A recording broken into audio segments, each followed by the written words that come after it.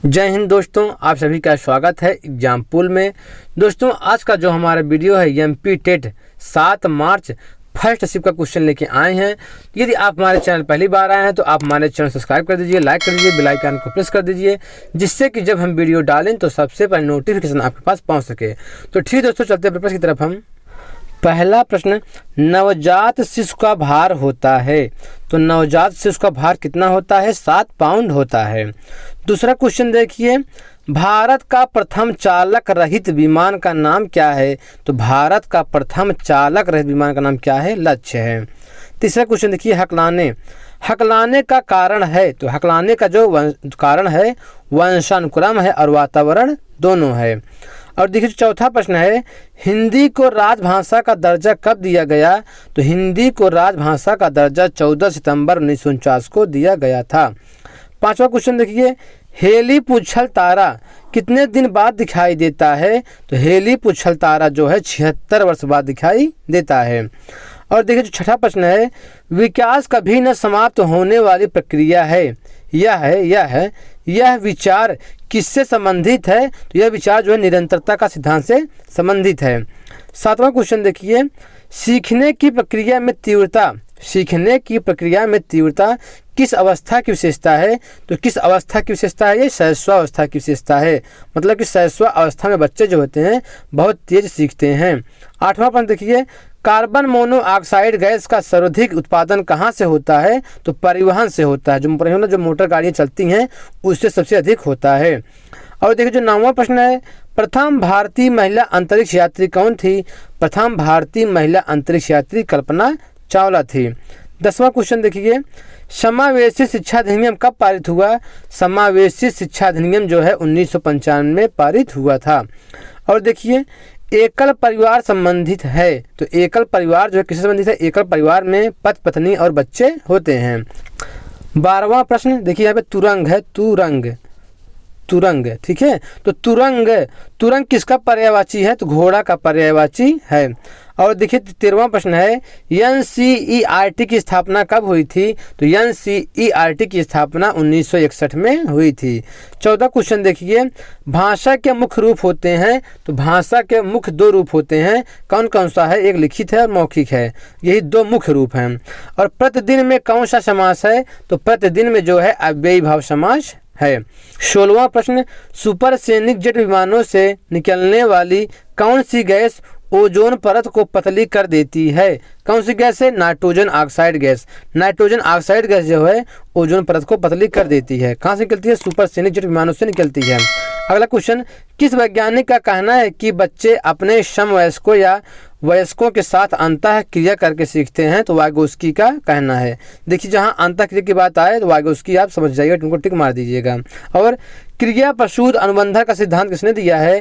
तो क्रिया प्रसूत अनुबंधन का सिद्धांत BF स्किनर ने दिया है। अगला प्रश्न, खिजड़ी वृक्ष मुख्यतः किस स्थानों पर पाई जाती है? तो खिजड़ी वृक्ष मुख्यतः जो है रेगिस्तानी क्षेत्रों में पाई जाती है। 20वां प्रश्न, भारत का पहला उपग्रह जो शिक्षा के लिए समर्पित है उसका नाम क्या है? उसका नाम क्या है? एडुसैट है।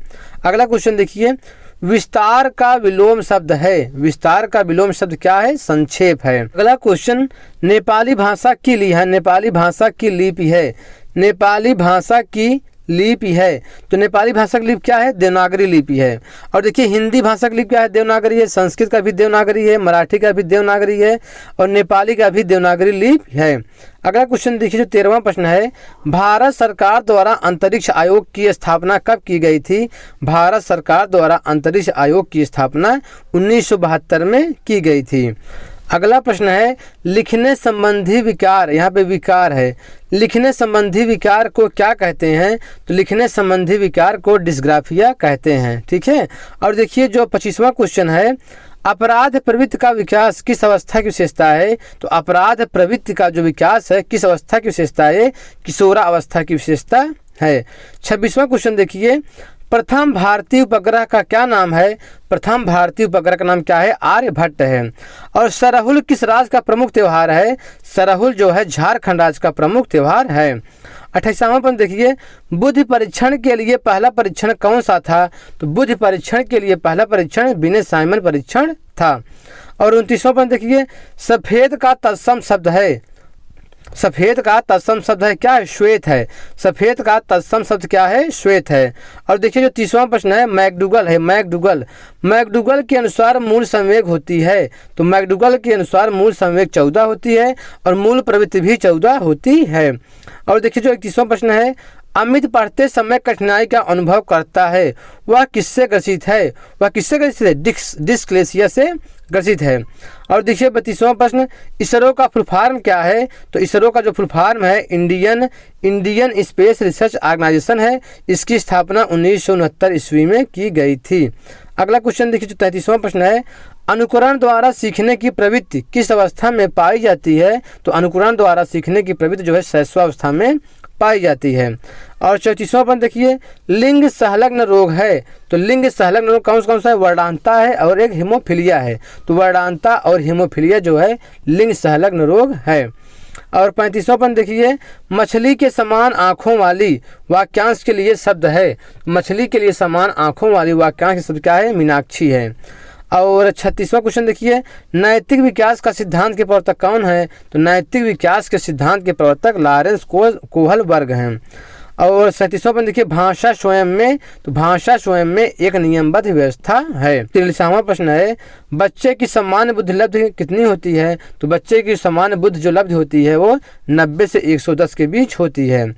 अगला प्रश्न, घनिष्ठ मित्रता किस अवस्था में अधिक होता है? तो किशोरावस्था में होता है। तो ठीक है दोस्तों, इस तरह हम आपको 7 मार्च फर्स्ट शिफ्ट का क्वेश्चन दे दिए हैं।